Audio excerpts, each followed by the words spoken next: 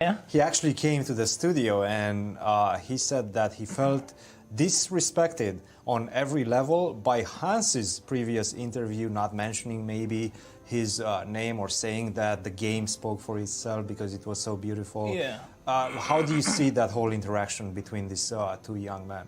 Well, I guess that can be expected of Hans. I mean, he's disrespected like pretty much everybody in the chess world, yeah, at this stage, calling other players idiots and stuff, and also beating the great Magnus. But And how about Christopher's response?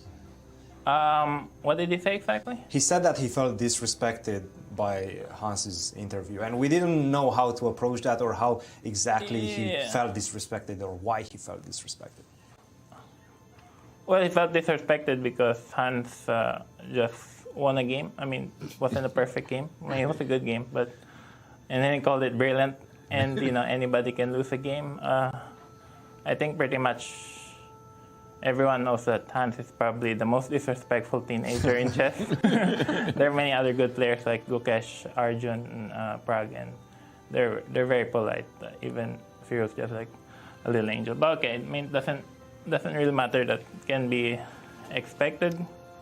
But the thing is, like, I noticed Christopher Yu was also trying out new openings here. Like, he never played second move knight c3 before. And, you know, he's just playing for a win every game, just trying to improve. And I guess if you lose a game and if you get trash talked, then that's the most difficult feeling that you can feel as a chess player. But I mean, it's not a big deal. There will always be other games.